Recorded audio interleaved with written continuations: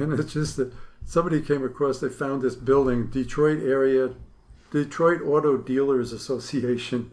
So this building got this huge dada on it.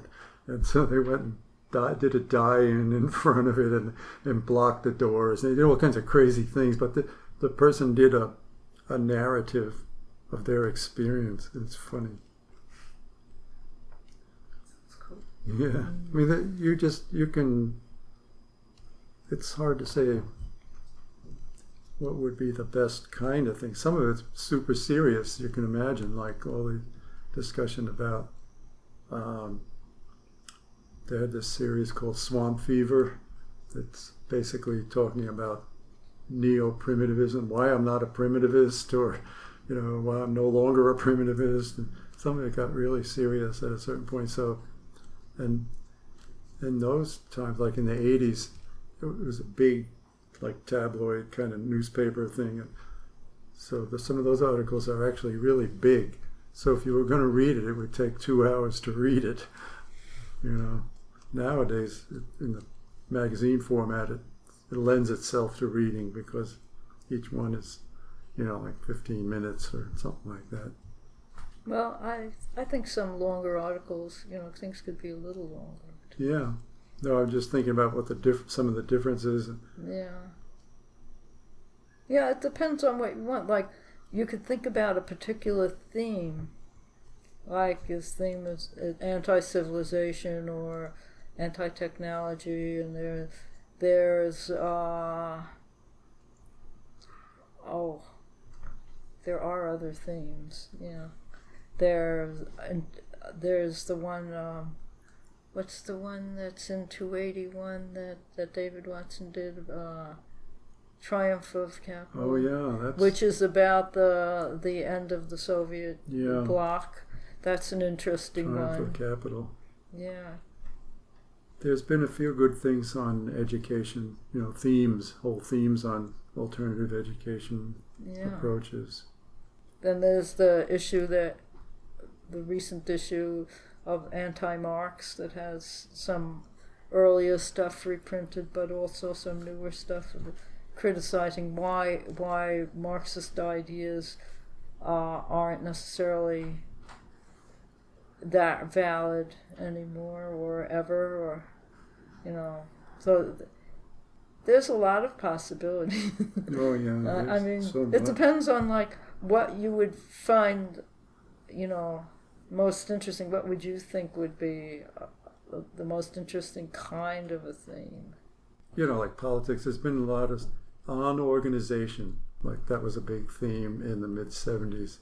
So Jacques Camat, who isn't an anarchist, but had this kind of theme about all politics is a racket, So that people in the Fifth Estate hooked onto that and did some interesting work. I don't remember how much of that is online actually, but so that indirectly talks about how to create more anarchists, because it's like talking to people who don't want to be organized. It's not that they want to be scattered or disorganized, they just don't want to be manipulated into somebody else's line.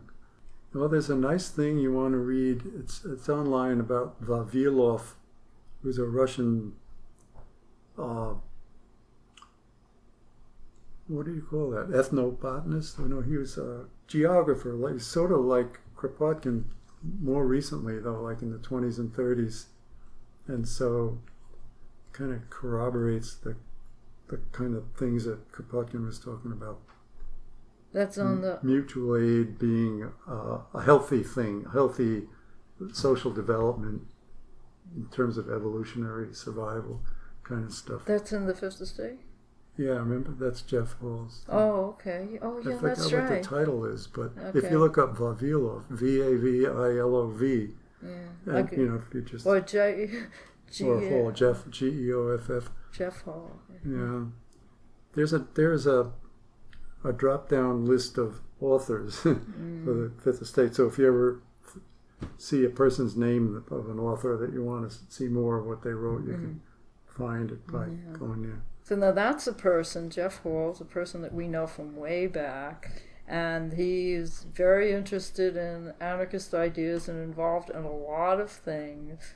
But then he's not burnt out, but he went off and became very interested in ecological issues, and now he still visits people and he's still friends with people, but he's not as deeply involved. We were friends with him and stayed with him in Montreal in the middle of a winter one time. Yeah, we stayed all winter. We were thinking of moving to Montreal, but Montreal is a great city, but in the winter it's too cold for me. Yeah. 10 feet of snow. And so there's a lot of people like that, Yeah, and he did a nice translation of a pamphlet about the dissident anarchists during the Spanish Revolution. I don't know if he did that translation or he printed it anyway.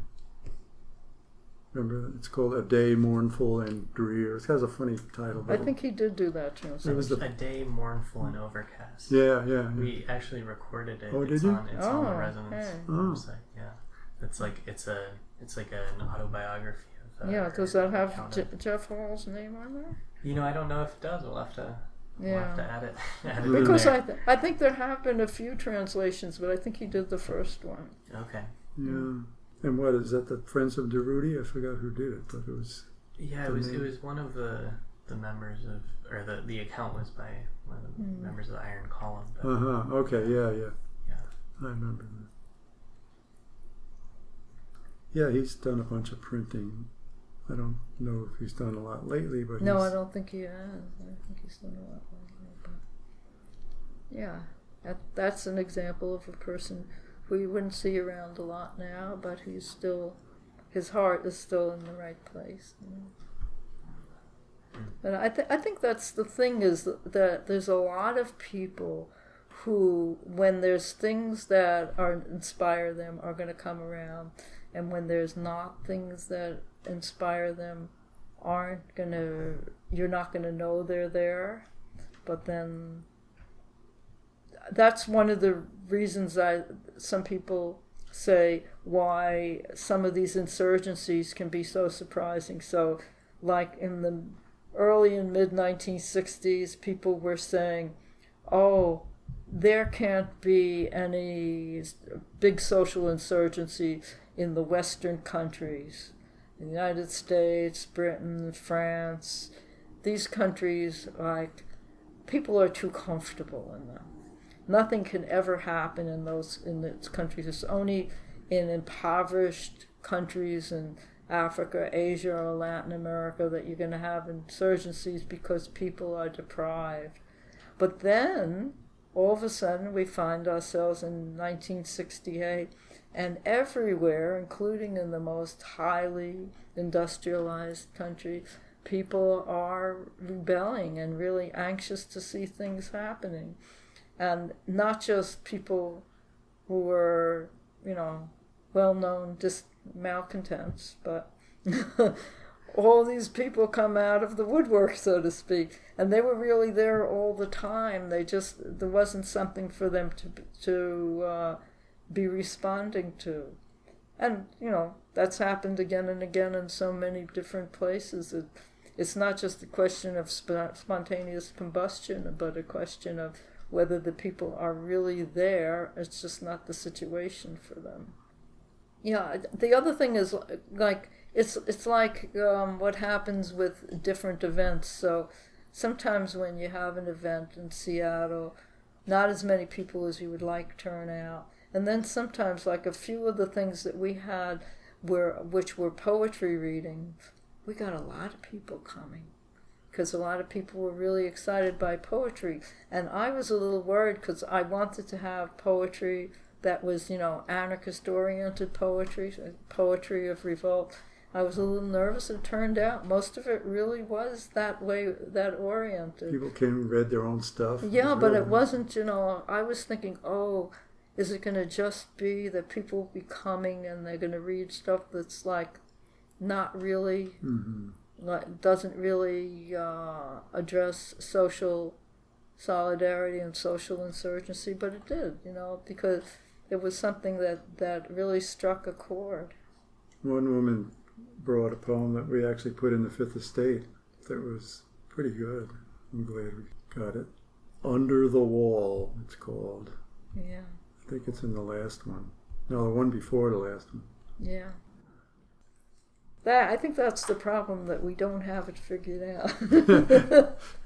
Well, the question, like Robby said in the 70s, was the organization question. Like how do you discuss what do we want? A lot of the council communists, anti-state communists are talking about, well, we have to have workers' councils or something like that. And a lot of the anarchists who are anarcho-syndicalists say, well, we have to build up revolutionary unions like the old IWW, and then there were people who were saying, these kinds of organizations don't necessarily, they're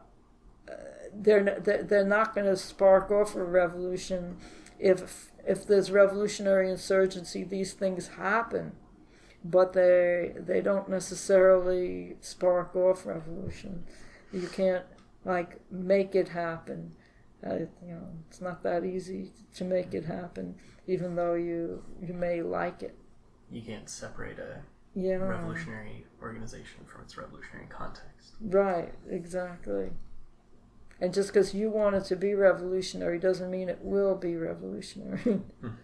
So, I guess in the 80s and the early 90s, there were some people who were trying to make anarchist organizations in this area, and I went to a few of the meetings, and they were absolutely boring. So I dropped them down. Well, also, I think that one of the biggest challenges is to try to avoid repeating the worst of the previous attempts. Like the things that went wrong. Some of it's easy, like the RCP coming in and trying to take over whatever you're doing, but it's subtle. Other things can be more subtle in terms of when things get moving, how to keep the momentum, how to not let people be satisfied. Just keep, never satisfied, that if there's a revolution, never consider it finished. I think that's part of the problem that some people have, is saying, like, when such and such happens, then we're okay, or it's my dream, or whatever. You have to just see it as a process, not a goal. Yeah, it's interesting because I know a lot of people have been, moving out to rural communities, and that is something that happened in the 70s also, that some people moved out to a rural community and then later came back to the cities, because rural communities can be very interesting, but maybe in and of themselves they don't necessarily lead a lot of places, but sometimes it's good to have that kind of place to go to rest up. People keep on experimenting, but it's really hard to know. I think, people were trying really hard to resist police repression, and very valid action, but very few people thought that Occupy was going to develop the way it did. But then the question is to know how to be able to influence, or not to be swept away by Occupy. I notice at several events that I've been to in the last few years, there are a lot of people who turn up who were at Occupy. And I'm not sure if that's good or not good. I don't know how you feel about it. You Not think sure that's I have it totally figured out myself. I feel you on what you just said. Yeah, I think it's a very good kind of example. I like occupations, real occupations. I was really excited when the people started occupying houses, and I wish that could have been prolonged, but I think, again, problems also. But then I know some people who are anarchists who try to be involved in the subgroups to determine, procedure or different special projects, and that also ended up not being very good. Yeah, well, see, that's the thing. That's what we've been through. I mean, Occupy is actually a good example of that. You know, maybe you feel like, oh, it didn't go as far as some of the things in '68 or whatever, and maybe some of its moments did. You know, but it's always a very mixed bag, and with a lot of frustrations as well as possibilities. Next time we'll get it. Well, next time you'll get something different. I think. That's it. It's always You won't be bored as much next It's time. always. Not. It's like this little story that David Watson reports about Federico, which we also remember him saying, like that during the revolution where people were burning money and he thought he would save a few pesos so he could tell his children, you know, people actually died for this. He thought maybe there won't be any more money. But then unfortunately ended up that there was. So I thought, oh. They didn't burn enough. Right. Maybe that's the answer. Just go around burning money. You don't have to do anything else. Yeah. But it was a big debate. There were people who also debated things like, you know, should you take welfare? So I did take welfare sometimes, but some people did. People were critical of that. Yeah, some people said, you know, you shouldn't take any money from the state. You know, so. Well, it's also like nowadays, you know, I was a teacher for a while. I mean, you can say you're working for the state, you know, if you're a teacher in the school, but you're helping kids, you know, you could be a better or worse teacher, or you could be a more authoritarian or less authoritarian one. So, and then there's the whole thing about need to survive. You're going to be a good teacher or a prison guard, you know. So you know, have a choice there. Don't do the worst thing possible. But I think it's also relevant to know how to make coalitions and not get trapped by the coalitions. That the anarchists who are in the coalitions may be more willing to be cooperative than the others, may be more willing to experience diversity than some of the groups with other tendencies might be. Did either of you read that to our friends?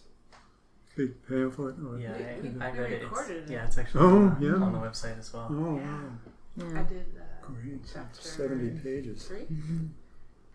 Yeah, some of the translations are a little klutzy, but in general it's pretty good. Yeah, there's a lot in there. It's got a lot of... Defy reality.